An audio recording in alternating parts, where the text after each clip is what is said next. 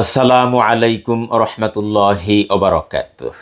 আলহামদুলিল্লাহি ওয়াকাফা ওয়াসালামুন আলা ইবাদিহিল্লাযীনা ইসতাফা আম্মা বা'দ। সুপ্রিয় দর্শক শ্রোতা, দেশে এবং প্রবাসে যে যেখানে আছেন, আপনাদের সবাইকে স্বাগত জানাচ্ছি আমি আবু সালেহ নায়েব আলী আমার আজকের আলোচনায়।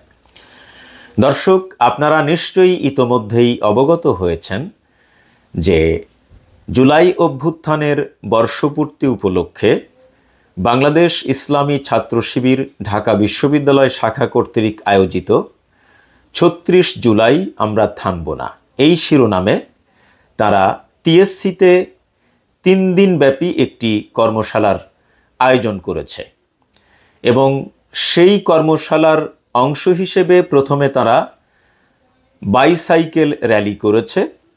এরপরে টিএসসিতে তৎকালীন চুরাই সংসদের ভোটচোর স্বৈরাচার প্রধানমন্ত্রী শেখ হাসিনা তথাকথিত যুদ্ধাপরাধ ট্রাইব্যুনালের নামে জামায়াতের শীর্ষ বেশ কয়েকজন নেতা, বিএনপিরও বেশ কয়েকজন নেতা সহ তাদেরকে যে বিচারিক হত্যাকাণ্ড করেছিল তাদের ছবি টিএসসিতে তারা এই কর্মশালার অংশ হিসেবে টাঙিয়েছিলেন। সেখানে সালাউদ্দিন কাদের চৌধুরীর ছবিও ছিল। তো এইটা নিয়ে আপনারা জানেন যে বামপন্থী ছাত্র সংগঠনের বেশ কয়েকজন নেতা এবং কর্মী প্রতিবাদ জানায় এবং এই প্রতিবাদের কারণেই ঢাকা বিশ্ববিদ্যালয় প্রশাসন টিএসসি থেকে তাদের সেই ছবি সরিয়ে নেয়। এরপরে আপনারা জানেন যে ঢাকা বিশ্ববিদ্যালয় শাখা ছাত্র শিবিরের সভাপতি এস.এম. ফরহাদের নেতৃত্বে একটি সংবাদ সম্মেলন করা হয়। পাশাপাশি এই ঘটনাকে কেন্দ্র করে বাংলাদেশ জাতীয়তাবাদী ছাত্র দলের সাধারণ সম্পাদক নাসির উদ্দিনও বামপন্থী ছাত্র সংগঠনের নেতাকর্মীদের সুরে সুর মিলিয়ে তিনিও একটি স্ট্যাটাস লিখেছেন এবং সেই স্ট্যাটাসটি আবার বাংলাদেশের সংবাদ মাধ্যমে স্থান পেয়েছে। তো মোটা দাগে আমি আজকে আলোচনা করতে চাই 3টি পয়েন্টে। 1 নাম্বার হলো বামপন্থী ছাত্র সংগঠন, তারা নেতা যতজন কর্মী তার থেকেও কম, আপনারা জানেন। তো এত দুর্বল বেশ কয়েকটি ছাত্র সংগঠন এত বড় সাহস পায় কোথায়? এই প্রশ্নের উত্তর খোঁজার চেষ্টা করব। 2 হচ্ছে ঢাকা বিশ্ববিদ্যালয় শাখা ছাত্র শিবিরের সভাপতি এস.এম. ফরহাদ এবং তার দল তাদের শীর্ষ নেতাদেরকে যে বিচারিক হত্যাকাণ্ডের মাধ্যমে হত্যা করেছে তাদের ছবি টানানোর পরে বিশ্ববিদ্যালয় প্রশাসন সেটি সরিয়ে নিতে চাইল আর তারা অনুমতি দিলেন। কেন অনুমতি দিলেন? সাথে সাথে বাংলাদেশ জাতীয়তাবাদী ছাত্র দলের কেন্দ্রীয় সাধারণ সম্পাদক নাসির উদ্দিন কেন বামপন্থী ছাত্র সংগঠনের সুরে সুর মিলিয়ে এই স্ট্যাটাসটি লিখলেন? এই 3টা পয়েন্টে মূলত আমি আলোচনাটা করতে চাই। তো প্রথমে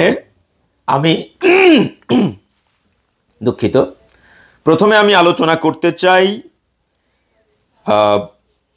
বাংলাদেশ জাতীয়তাবাদী ছাত্র দলের সাধারণ সম্পাদক নাসির উদ্দিনের স্ট্যাটাসকে ঘিরে বাংলাদেশের সংবাদ মাধ্যম যে নিউজটা করেছে সেখানে হেডলাইন করেছে, টিএসসিতে নিজামী গোলাম আজমদের ছবি টাঙ্গিয়ে স্বাধীনতাকে অপদস্থ করেছে শিবির। এখানে তিনি আরো অনেক কথা লিখেছেন, তারা জাস্ট এটা হেডলাইন করেছে। তো আমি তো এই সবগুলো পড়তে গেলে আসলে সময় পাবো না। তো তারপরেও আমি এই পয়েন্টটাতে প্রথমে আলোচনা করতে চাই।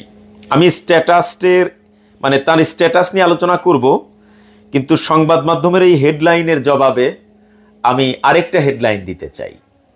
সেটা হচ্ছে টিএসসিতে নিজামী, মুজাহিদ, কাদের মোল্লা আল্লামা সাইদি, কামারুজ্জামান, তারপরে মীর কাশেম আলী সহ এবং সালাউদ্দিন কাদের চৌধুরী বিএনপি নেতা সহ তাদের ছবি টিএসসিতে টানানোর কারণে ছাত্র শিবির স্বাধীনতাকে অপদস্থ করেছে। তো এই যে নামগুলো, এই নামগুলোর মধ্যে কিন্তু নাসির তাদের দলের নেতা সালাউদ্দিন কাদের চৌধুরীর নামটা তিনি স্ট্যাটাসে লেখেন নাই, নামটা তিনি স্কিপ করেছেন। তার মানে বোঝা গেল যে সালাউদ্দিন কাদের চৌধুরী স্বাধীনতা বিরোধী ছিলেন না, অথবা স্বাধীনতা বিরোধী ছিলেন, যেহেতু উনার নাম নিলে ভাসুরীর নাম এসে যায়, এই জন্য উনার নামটা উনি নেন নাই, তাই তো? আচ্ছা, এখন আমি যদি বলি বাংলাদেশ ইসলামী ছাত্র শিবির গোলাম আজম, নিজামী, সাইদি, কাদের মোল্লা, মুজাহিদ, মীর কাশেম আলী, সালাউদ্দিন কাদের চৌধুরীদের ছবি টিএসসিতে টানানোর মাধ্যমে স্বাধীনতাকে অপদস্থ করেছে, এই তো? যদি তাই হয় তাহলে তাদের দল বাংলাদেশ জাতীয়তাবাদী দল, এই দলের যিনি প্রতিষ্ঠাতা সভাপতি শহীদ প্রেসিডেন্ট জিয়াউর রহমান, তিনিও কিন্তু তার ক্যাবিনেটে, তিনি যখন সরকার গঠন করেছিলেন সেই ক্যাবিনেটে 13 জন স্বাধীনতা বিরোধীকে স্থান দিয়েছিলেন। একজনকে তো প্রধানমন্ত্রী বানিয়েছিলেন, আজিজ সাহেব। তো সেই আজিজ সহ 13 জন, কম বেশি 13 জন স্বাধীনতা বিরোধীকে তার ক্যাবিনেটে স্থান দিয়েছিলেন। কেউ সংসদ সদস্য ছিলেন, কেউ মন্ত্রী ছিলেন, কেউ প্রধানমন্ত্রী ছিলেন। তাহলে স্বাধীনতার ঘোষক বিএনপির প্রতিষ্ঠাতা সভাপতি শহীদ প্রেসিডেন্ট জিয়াউর রহমানও কি স্বাধীনতা বিরোধীদেরকে তার ক্যাবিনেটে স্থান দিয়ে স্বাধীনতাকে অপদস্থ করেন নাই? এক। দুই, 2001 সালে বিএনপি জামায়াতে ইসলামের সাথে রাজনৈতিক জোট করে নির্বাচনে বিজয়ী হয়ে জামায়াতে ইসলামের 2 জন মন্ত্রীকে ক্যাবিনেটে স্থান দিয়ে বেগম খালেদা জিয়াও কি স্বাধীনতাকে অপদস্থ করেন নাই? এই প্রশ্ন দুইটা আপনাদের কাছে রেখে দিলাম। এখন প্রশ্ন হলো যে নাসির তিনি এবং তার দল কেন বাম ঘরানার ছাত্র সংগঠনকে আশ্রয় প্রশ্রয় দিচ্ছে? কেন তাদের সুরে নাসির কথা বলছে? এখানে মূলত কারণ একটা, অবশ্য কারণ দুইটাও হতে পারে, তবে আমি মোটা দাগে একটা কারণই দেখি। সেটা হচ্ছে বিএনপির বর্তমান রাজনীতি হচ্ছে আওয়ামী শিবিরের ভোট করায়ত্ত করা। তো আপনারা জানেন যে সাম্প্রতিক সময়ে ডাকসুর নির্বাচনের একটা ঘোষণা দেওয়া হয়েছে, নির্বাচন হতে যাচ্ছে সামনে। তো এই নির্বাচনে আপনারা জানেন যে ঢাকা বিশ্ববিদ্যালয় শাখা ছাত্র শিবিরের সাবেক সভাপতি এবং বর্তমানে ইসলামী ছাত্র শিবিরের কেন্দ্রীয় প্রচার সম্পাদক সম্ভবত সাদিক কায়েম এবং একজন জুলাই যোদ্ধা, একজন বৈষম্য বিরোধী ছাত্র আন্দোলনের একজন সমন্বয়ক, তো তিনি প্রার্থী হতে যাচ্ছেন। আর আপনারা জানেন যে সাদিক কায়েম ঢাকা বিশ্ববিদ্যালয়ে তুমুল জনপ্রিয়।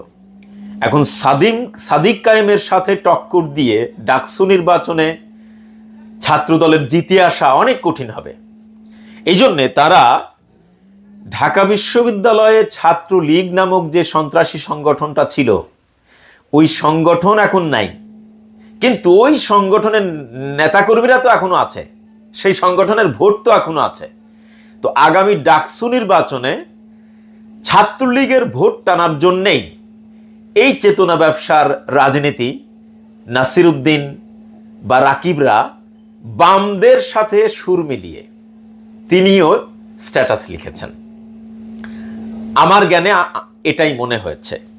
তবে আমি যেটা বুঝি, যে রাজনীতি ছাত্রদল করছে এবং বাম ছাত্র সংগঠনগুলি যে রাজনীতি করছে, এই রাজনীতি এই যুগে এসে আর চলে না। চেতনা ব্যবসার রাজনীতি শেষ। এই নির্বাচন তো জাতীয় নির্বাচন না, এই নির্বাচনে ছাত্ররা ভোট দেবে। প্রথমত ছাত্ররা এবং তরুণ প্রজন্ম এই চেতনার রাজনীতি এখন আর খায় না ছাত্ররা। অতএব ডাকসু নির্বাচনে এই চেতনা ব্যবসা করে ছাত্রদল উতরায় যেতে পারবে না, এটা আমার বিশ্বাস।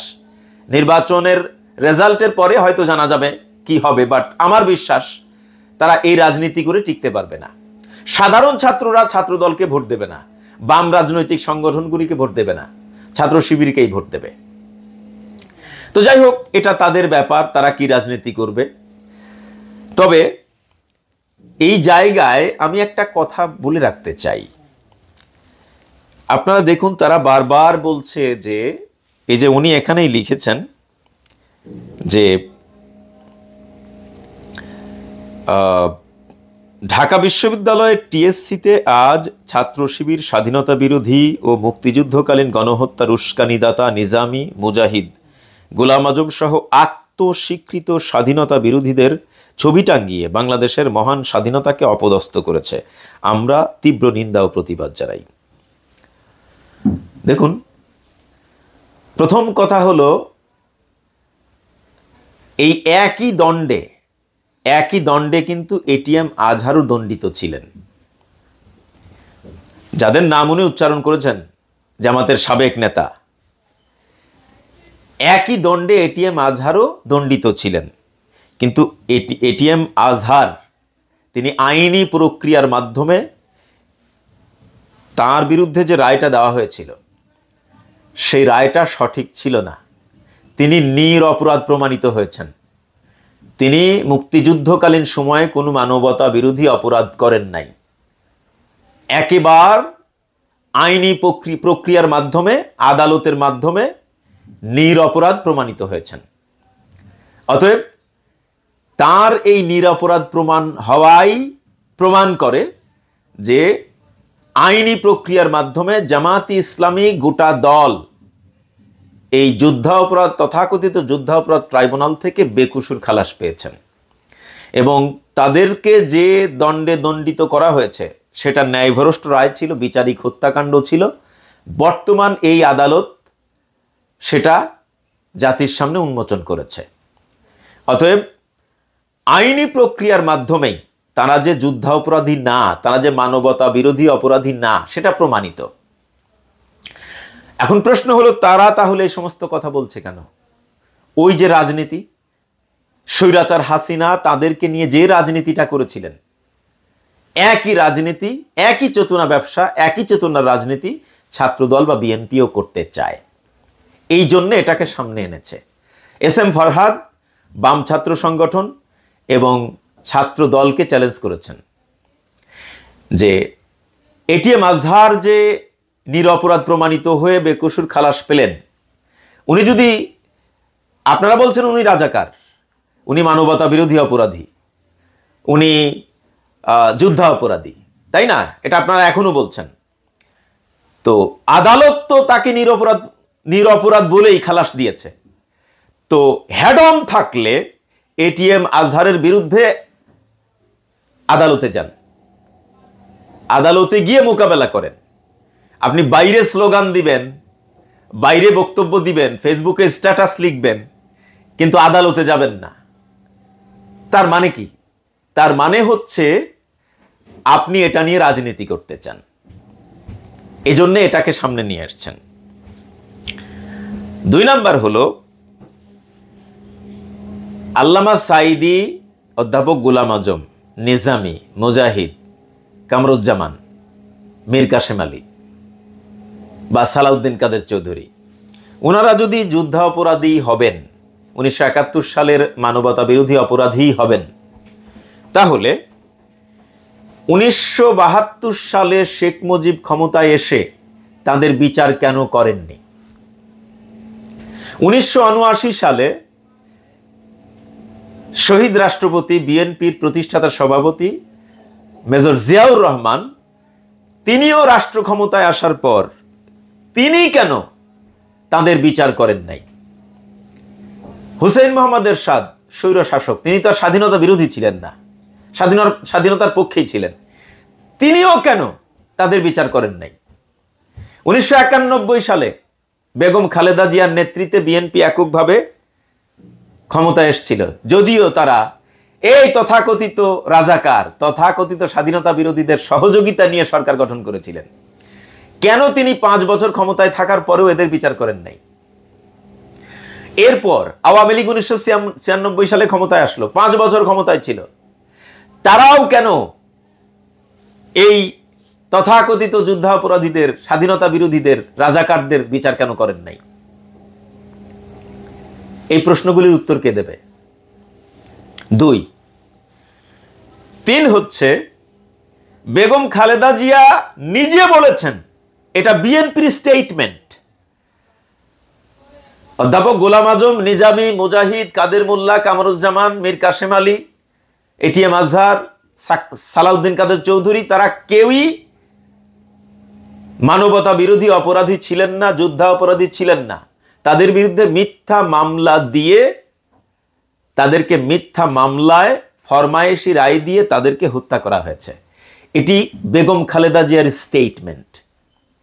তার ছেলে তারেক রহমানও স্টেটমেন্টে বলেছেন যে তারা কেউ যুদ্ধ অপরাধী ছিলেন না।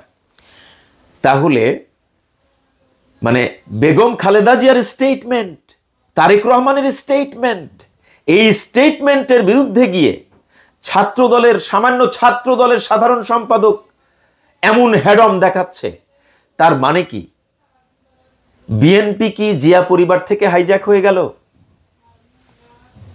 বিএনপি কি জিয়া পরিবার থেকে হাইজ্যাক হয়ে গেল? এটা আমি আপনাদের কাছে প্রশ্ন করতে চাই। আরো অনেক প্রশ্ন তোলা যায়। আমির খুসরু মাহমুদ চৌধুরীর বাপ রাজাকার ছিলেন, বিএনপির মহাসচিব মির্জা ফখরুল ইসলাম আলমগীরের বাপ রুহুল আমিন সাহেব রাজাকার ছিলেন, তারপরেও তারা এত কথা বলে। আওয়ামী লীগ সরকারের আমলে স্বৈরাচার হাসিনা 10,000 না 12,000 রাজাকারের তালিকা প্রকাশ করেছিলেন। সেখানে 8,700 জন আওয়ামী লীগের, প্রায় সম্ভবত 2,000 না 1,800 বিএনপির, আর 70-80 জন জামাতের ছিল। তো তাহলে রাজাকার সবচেয়ে বড় দল হচ্ছে বিএনপি, আওয়ামী লীগ, দ্বিতীয় দল হচ্ছে বিএনপি, একেবারে লাস্টের দল হচ্ছে জামাত। আচ্ছা, তো এখন এই যে মানে বিএনপির এই যে আচরণ, আসলেই কি আমি যে কথাটা বললাম, তারেক রহমানের কোনো কন্ট্রোল আছে কিনা বিএনপিতে? বেগম খালেদা জিয়া বেঁচে থাকলেও ওনার কোনো কন্ট্রোল আছে কিনা বিএনপিতে? আমরা কিন্তু দেখতে পাচ্ছি না। আমার কাছে কেন জানি মনে হচ্ছে যে তাদের স্টেটমেন্টের বিরুদ্ধে গিয়ে ছাত্র দলের সাধারণ সম্পাদক এত বড় হেডম দেখাচ্ছে, দ্যাট মিনস বিএনপি কি তাহলে জিয়া পরিবার থেকে হাইজ্যাক হয়ে গেল? আমার কাছে কিন্তু এরকম সন্দেহই মনে হচ্ছে। আচ্ছা, তারপরেও আমি নাসিরকে উদ্দেশ্য করে বলতে চাই, মানে ছাত্র শিবির আওয়ামী লীগের বানানো ক্যাঙ্গারু টাইপ ট্রাইব্যুনালের রায়ে, ফরমায়েশি রায়ে দণ্ডিত আসামিদের ছবি টিএসসিতে টানানোর কারণে যদি স্বাধীনতা অপদস্থ হয়, তাহলে তো এই নিজামী, এই মুজাহিদ, তাদেরকে আপনাদের নেত্রী, আপনাদের চেয়ারপারসন বেগম খালেদা জিয়া তার ক্যাবিনেটে মন্ত্রিত্ব দিয়ে, তাদের সাথে রাজনৈতিক জোট করে তিনি তো সবচেয়ে বেশি স্বাধীনতাকে অপদস্থ করেছেন। তো এখন প্রশ্ন হলো যে শিবির যদি স্বাধীনতাকে অপদস্থ করে থাকে, তাহলে তাদের বিরুদ্ধে ব্যবস্থাটা কি নেবেন? একটা আইনি ব্যবস্থা নেন। আপনারা তো স্লোগান দেন জামাত শিবির রাজাকার, এই মুহূর্তে বাংলা ছাড়, এটা বলেন না? তো শুধু এই স্লোগানই দিবেন না বাংলা থেকে তাদেরকে বিতাড়নের ব্যবস্থা করবেন? মানে দুইটা ব্যবস্থা, এক আইন নিজের হাতে তুলে নিয়ে তাদেরকে ঘাট ধাক্কা দিয়ে দেশ থেকে বের করে দিবেন, অথবা আইনি প্রক্রিয়ায় তাদেরকে দেশ থেকে বের করে দিবেন। এই দুইটার একটা কিছু করবেন। যদি এই দুইটার একটা না করেন, তাহলে বোঝা যাচ্ছে যে আপনারা বস্তা পচা রাজনীতি করছেন, তাতে কোনো সন্দেহ নাই। তো এখন যদি রাজাকারের মানে তথাকথিত রাজাকারদের ছবি টাঙানোর কারণে মানে স্বাধীনতাকে অপদস্থ করে শিবির যদি অনেক মহা অপরাধ করে থাকে, তাহলে তো মানে সুপার অপরাধ করেছে, সুপার ক্রাইম করেছে বেগম খালেদা জিয়া, সুপার ক্রাইম করেছে শহীদ রাষ্ট্রপতি জিয়াউর রহমান। কারণ সবার আগে স্বাধীনতা বিরোধীদেরকে ক্যাবিনেটে স্থান দিয়েছেন জিয়াউর রহমান, অতএব তিনি স্বাধীনতাকে সবার আগে অপদস্থ করেছেন। এখন তার বিরুদ্ধে কি আপনাদের কোন স্লোগান থাকবে কিনা প্রশ্ন করলাম। কিন্তু বেগম খালেদা জিয়া তার ক্যাবিনেটে এই তথাকথিত যুদ্ধাপরাধীদেরকে ঠাঁই দিয়েছেন, এতে করে তিনি তো সবচেয়ে বেশি স্বাধীনতাকে অপদস্থ করেছেন। তাহলে বেগম খালেদা জিয়ার শাস্তি কি হতে পারে? উনি কি বাংলায় থাকবেন না বাংলা ছাড়বেন? প্রশ্ন রাখতে চাই। জিয়াউর রহমান তো মারা গেছেন, উনি তো কবরে। অবশ্য এখানেও একটা কথা বলতে পারেন, তার কবরটা বাংলায় থাকবে না পাকিস্তানে যাবে? সে প্রশ্ন কিন্তু আপনারা করবেন, জামাত শিবির করবে না। কারণ উনি তো প্রথম স্বাধীনতাকে অপদস্থ করেছেন। তাহলে ওনার কবর কেন বাংলায় থাকবে? ওনার কবর তো বাংলা থেকে বের করে দেওয়া দরকার, সরিয়ে দেওয়া দরকার। এই দায়িত্বটাও কিন্তু নাসিরকে নিতে হবে, যেহেতু নাসিরই স্ট্যাটাসটা লিখেছে। আর বেগম খালেদা জিয়া তো বেঁচে আছেন। তো উনি 2001 সালে 1991 সালে এই স্বাধীনতা বিরোধীদের সহযোগিতা নিয়ে সরকার গঠন করেছিলেন। এইটা করার মাধ্যমে 1991 সালেই তিনি স্বাধীনতাকে অপদস্থ করেছেন। আর 2001 সালে এসে তো একেবারে ক্যাবিনেটে স্থান দিয়ে স্বাধীনতাকে মহা অপদস্থ করেছেন। এখন বেগম খালেদা জিয়া উনি বাংলায় থাকবেন না পাকিস্তানে যাবেন, এই ব্যবস্থা কিন্তু নাসিরকেই করতে হবে। বিষয়টা হলো যে এই যে নাসিররা এই বস্তা পচা রাজনীতি সামনে নিয়ে এসছে, স্বৈরাচার হাসিনার ন্যারেটিভ সামনে নিয়ে এসছে, এতে করে কি আসলে জামাত শিবিরকে মোছা যাবে? না, বরং আরো উত্থান হবে। কারণ এই ন্যারেটিভ সামনে এনে স্বৈরাচার হাসিনা জামাত শিবিরকে নিশ্চিহ্ন করতে চেয়েছিল, কিন্তু জামাত শিবির নিশ্চিহ্ন তো হয়নি, বরং জামাত শিবিরের আরো উত্থান হয়েছে। তো একই ন্যারেটিভ আপনারা অ্যাপ্লাই করছেন। আপনাদের তো লজ্জা শরম নাই নাসির সাহেব। সবার আগে স্বাধীনতাকে অপদস্থ করেছেন আপনার দলের প্রতিষ্ঠাতা সভাপতি প্রেসিডেন্ট জিয়াউর রহমান, এরপরে তার স্ত্রী বেগম খালেদা জিয়া। আর এখন আপনি এই ন্যারেটিভ সামনে এনেছেন। আপনাদের কি লজ্জা শরম কিছুই নাই? ইতিহাস কি একটুও পড়েন না? কথা বলার আগে কি একটুও ভাবেন না? নাসির সাহেব, চেহারাটা কি একবারও আয়নার সামনে গিয়ে দেখেন না যে চেহারাটা কেমন? এত নির্লজ্জ কেন আপনারা? যা বলেন সেই কথাই পরবর্তীতেই ধরা খান। এত নির্লজ্জ কেন? আমার খুব কষ্ট লাগে। আপনারা ঘুমান কেমনে? সাধারণ জনতা যেভাবে গালাগালি দিচ্ছে, হাহারিয়াক দিচ্ছে, যেভাবে হাসাহাসি করতেছে, যেভাবে আপনাদেরকে নিয়ে ট্রল করতেছে, তুচ্ছ তাচ্ছিল্য করতেছে, হ্যাঁ, এমন কথা কেন বলেন যে কথাটা নিজের গায়ে এসে পড়ে? চেতনা নিয়ে রাজনীতি করার আর সুযোগ নাই, স্পেশালি বিএনপির নাই। কারণ বিএনপি তাদের ক্ষমতার অংশীদার হচ্ছে জামাতকে সাথে নিয়ে তারা সরকার পরিচালনা করেছে, জামাতকে সাথে নিয়ে 2টা যুগ চলেছে। সেই জামাতের বিরুদ্ধে আপনি চেতনার ব্যবসা অ্যাপ্লাই করবেন, ওটা আপনার ঘাড়ের উপর এসে পড়বে। আলটিমেটলি হয়তো তর্কে জিততে পারবেন। এই যে বাম যেগুলা নাচানাচি করতেছে, আমাদের সমাজের সবচেয়ে নিকৃষ্ট, সবচেয়ে অভদ্র, সবচেয়ে উচ্ছৃঙ্খল, মানে আমাদের যে কালচার, বাংলাদেশি যে কালচার, মুরব্বীদের সাথে একটু ভালো আচরণ করা, ভদ্রতা দেখানো, এই বাম যারা করে, ছাত্রী হোক আর ছাত্র হোক, চেহারার দিক তাকায় দেখেন একটার চেহারা ভালো কিনা। মানে মানুষের গায়ের রং কালো হলে তো আর জাত যায় না। কালো মানুষেরও অনেকের মানে মুখের গঠন অনেক সুন্দর, অনেক সুন্দর, কালো হলে জাত যায় না। কিন্তু তাদের চেহারা এত খারাপ কেন?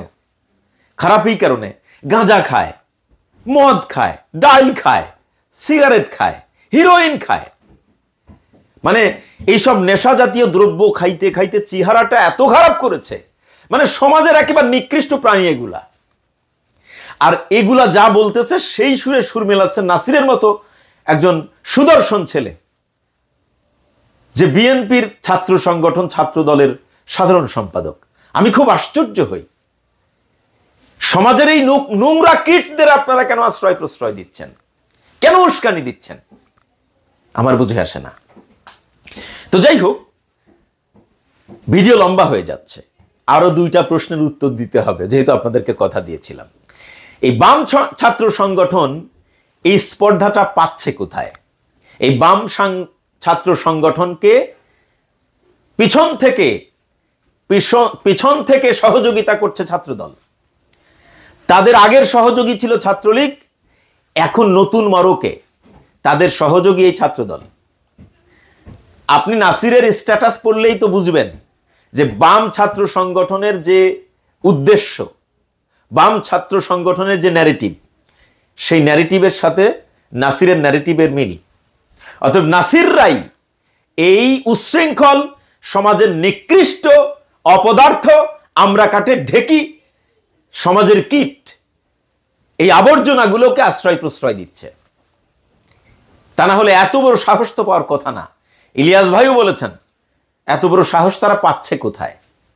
ছাত্র দলই তাদেরকে সাহস দিচ্ছে, তাদেরকে উস্কানি দিচ্ছে, তাদেরকে আশ্রয় প্রশ্রয় দিচ্ছে। আমি তো যৌক্তিক প্রমাণ আপনাদের সামনে উপস্থাপন করলাম। 3 নাম্বার, এসএম ফরহাদরা কেন তাদের শহীদদের ছবি নামাতে বিশ্ববিদ্যালয় প্রশাসনকে অনুমতি দিল? দেখুন, সামনে ডাকসু নির্বাচন হতে যাচ্ছে। এই নির্বাচনটা যাতে হয়, যাতে ভালো একটা পরিবেশ থাকে, এই জন্য তারা স্যাক্রিফাইস করেছে, পরিবেশটা যাতে নষ্ট না হয়।